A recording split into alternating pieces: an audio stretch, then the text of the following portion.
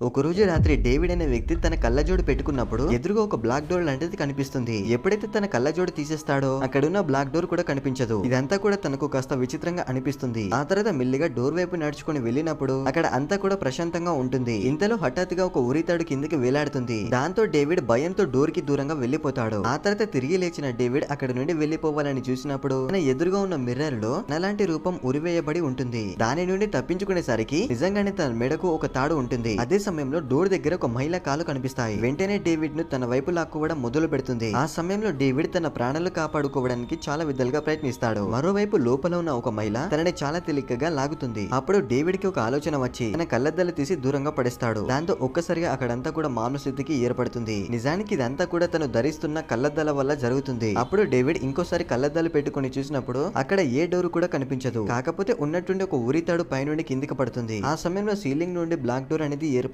ఈసారి డేవిడ్ తన ప్రాణాలను కాపాడుకోలేకపోయాడు. వీడియో నచ్చితే ఒక లైక్ చేయండి ఫ్రెండ్స్.